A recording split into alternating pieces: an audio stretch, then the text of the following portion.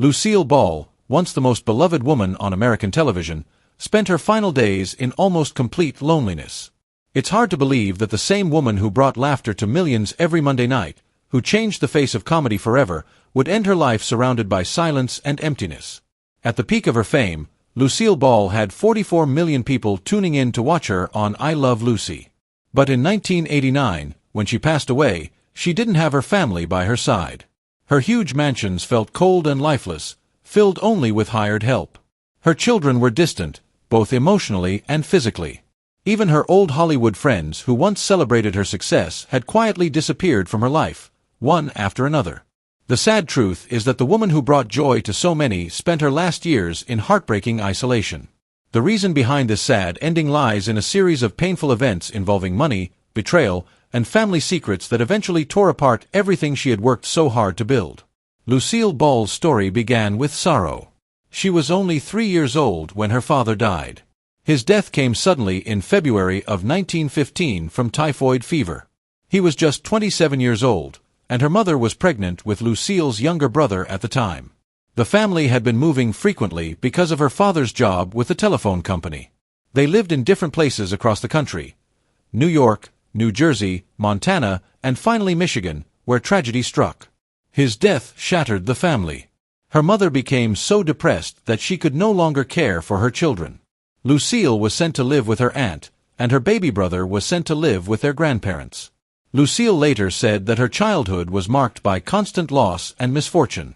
One moment from that time stayed in her memory for the rest of her life.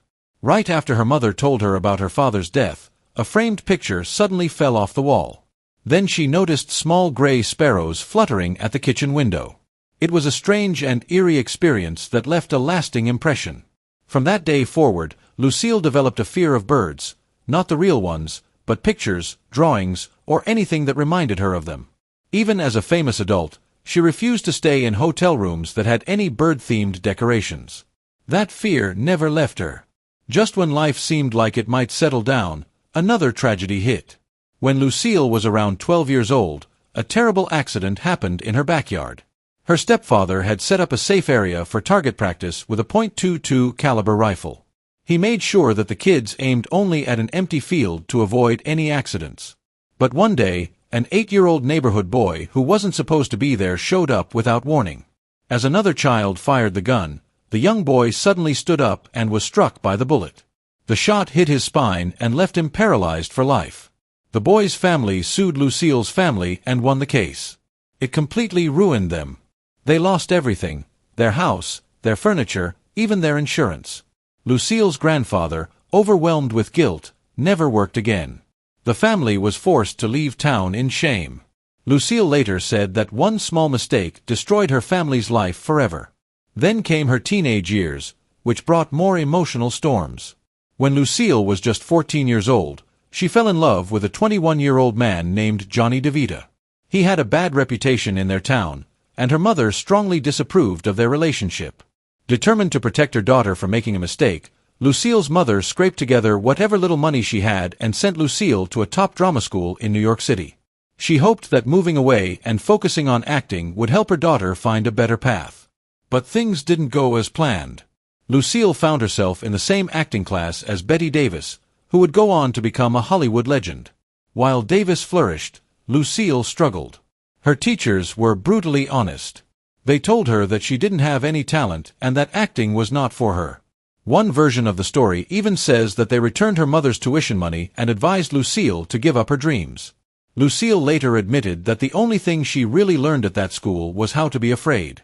But instead of breaking her, that rejection only made her more determined. She returned to New York in 1928, still dreaming of becoming a star and more determined than ever to prove her critics wrong. But just as her career was starting to take shape, she was struck by a severe illness, rheumatic fever. It was so bad that she could barely move for 2 years. Those years, when she should have been building her career, were lost to the illness. Most people would have given up, but not Lucille. She used that time to think about everything the teachers had said about her. And instead of letting those words defeat her, she used them as motivation to grow stronger. When she finally recovered, she came back even more focused. It was around this time that she got a modeling job with the famous fashion designer Hattie Carnegie. It was a turning point in her life. Carnegie saw something special in Lucille but insisted on one major change. She had to bleach her natural brown hair to blonde. Lucille didn't hesitate. She changed her look and learned how to carry herself in elegant gowns. She absorbed everything about grace, style, and presence. This experience gave her the kind of training no acting school ever could. Though she still dreamed of acting, modeling helped her perfect her posture, movement, and ability to capture attention without even speaking. These skills helped her immensely when she returned to acting auditions. Through the 1930s and early 1940s, Lucille took whatever acting roles she could find. She played background characters, forgettable leads, and goofy comedic roles in over 75 films. She worked non-stop, but she couldn't break into the top level of stardom. Hollywood gave her the nickname Queen of the B's because she starred in so many B-movies, low-budget films that never made it big. Although Lucille laughed about it and sometimes called herself the Queen of the B-pluses, the truth was that it hurt. She worked incredibly hard, but studios kept trying to force her into roles that didn't fit. They saw her as a flapper, a sidekick, or a comic relief, not as a lead actress. Still, she never gave up. The roles may not have been glamorous, but they gave her something better: experience. She learned how the film industry worked from the inside out. She figured out what audiences liked and what didn't work, and she used that knowledge to prepare herself for something bigger. In 1940, Lucille met Desi Arnaz on the set of the movie Too Many Girls. She was already an experienced actress, and he was a young, energetic Cuban bandleader just getting started in Hollywood. The chemistry between them was instant. Desi boldly walked up to Lucille and asked if she knew how to rumba.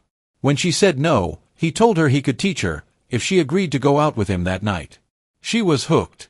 She later admitted she had never fallen in love so fast. Desi was full of charm, handsome, and had a wild energy that fascinated her. The people working on the film noticed how quickly they became close and even placed bets on how long the relationship would last. It all seemed too quick and too intense, but Lucille couldn't resist. She said he scared her a little, but in an exciting way. After filming ended, they kept their relationship alive through long-distance phone calls. In fact, Lucille estimated she spent about $29,000 on phone bills just talking to Desi. Then in November 1940, both of them happened to be in New York. Desi was performing at a theater, and Lucille was doing a magazine interview. In that interview, she told the reporter that her relationship with Desi would never last. But later that same day, after finding out that Desi might be seeing another woman, Lucille angrily went to his place. That fight ended with a shocking twist. Desi proposed. They jumped into a car, drove to Connecticut, and got married that night, only 6 months after meeting. Their marriage surprised many people. In the 1940s, interracial couples faced a lot of prejudice, especially in Hollywood. Studios didn't believe that an American audience would accept a Cuban man and a white woman as a couple, either on screen or off. Later, when Lucille wanted to turn her radio show into a television series, she insisted Desi play her husband on the show too. CBS didn't like the idea at all. They thought Desi's heavy accent and Cuban heritage would turn off viewers. But Lucille stood her ground. She and Desi created a live stage act to prove they could work as a team. They traveled the country, performing comedy and musical routines, and audiences loved them. The act was such a success that CBS finally agreed to give them a shot. And that's how I Love Lucy was born. Creating the show wasn't easy. CBS wanted it filmed in New York, but Lucille refused to leave Hollywood.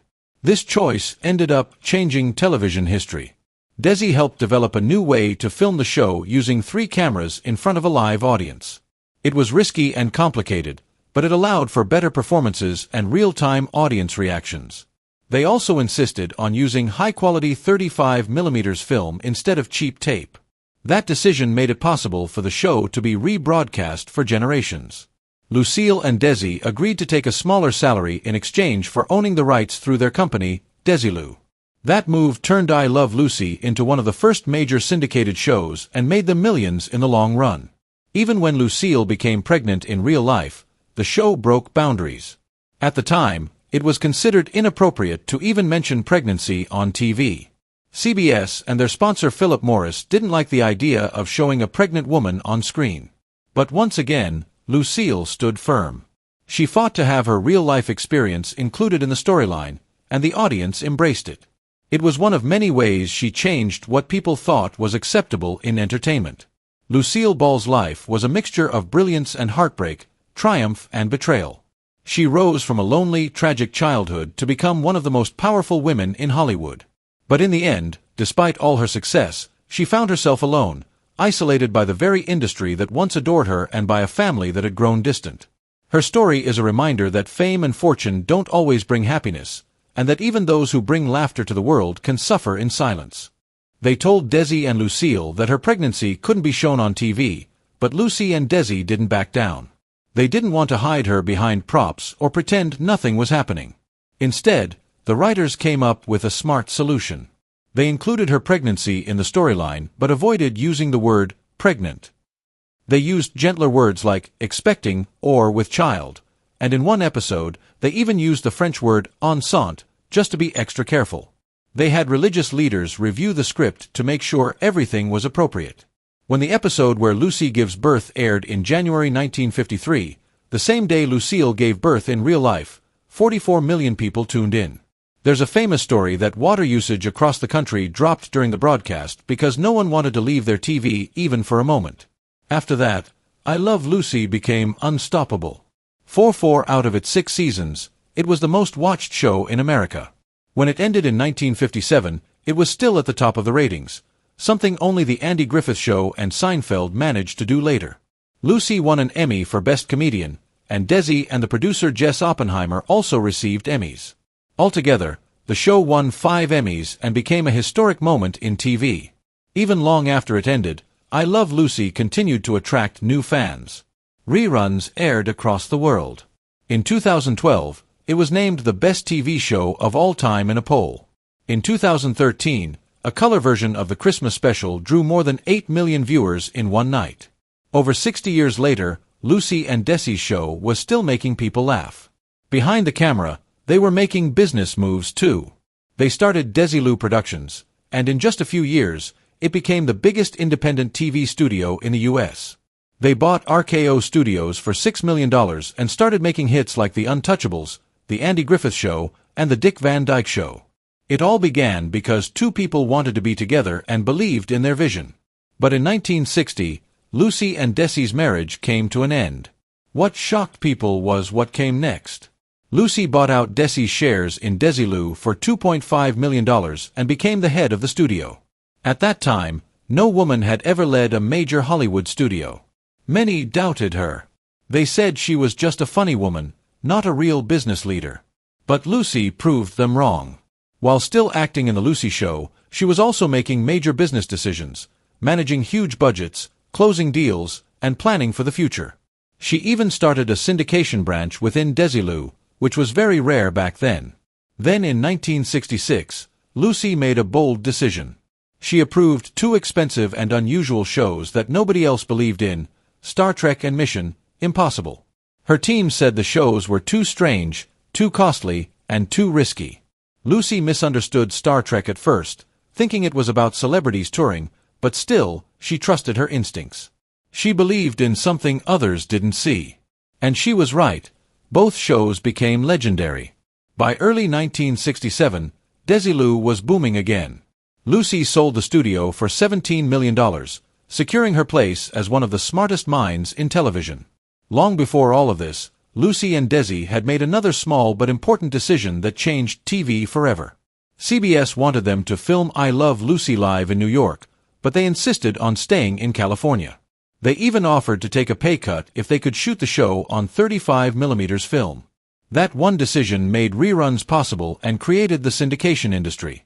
It meant that I Love Lucy would continue earning money for decades.